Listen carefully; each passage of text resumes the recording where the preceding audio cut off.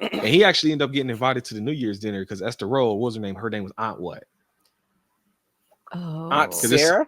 Yes, Aunt Sarah. Yeah, he stops by their house and he's like, you know where I can get a plate of good food?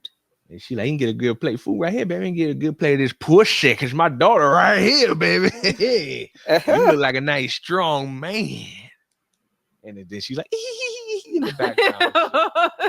And he didn't like that just now. But that's what she's doing, basically, though. No, it was funny. But she's a school teacher, too. And he actually walks up and the first time they see each other, she's over there scolding the children. And when he comes up, she's like, hey, you hi, how you doing?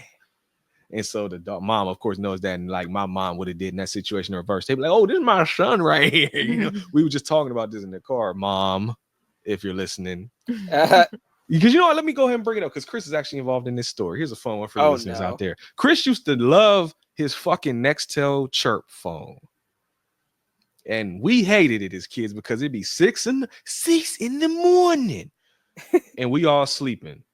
And all you hear is, you awake? It's like, well, now we are.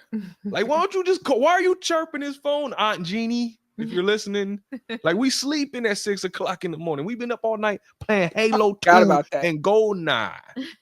And it's like now everybody in the house awake because that shit was always at max volume, Chris. Because there was no way to turn it down. No, that's true. You are right about that. I can't scold you for that. But Jeannie calling at 6 in the morning, waking everybody up. And Anita was like, oh, that was a time. You never had one of those? I was like, no, because one, I don't want people doing that to me. And two, I have a mom that would have purposely fucked with me if I was out with PJ and Jeff and them. And all I would hear is, you got some pussy yet? That would have been my mom.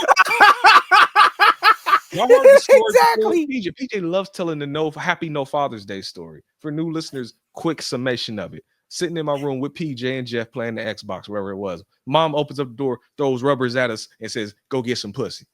Happy No Father's Day. To further elaborate on this, because I was a late bloomer. I was legitimately for a while scared of the pussy. I didn't want no babies and I didn't want no disease. Granted, I know I didn't want, if I wore rubber, I was probably fine either way. But that was me, my warped mindset. And I also didn't like people. So I didn't talk to people very much. And so, of course, I got clowned because they already was always mad at me too. I had to hear it from them too. And then I got to hear it from my fucking mama because everybody had girls except for me. And so, but it worked out for them because Jeff and PJ took the rubbers and they wouldn't do whatever the fuck they did with them. But see, that's the shit I had to worry about. So I can't have a chirp phone because that's the type of shit would have happened to me.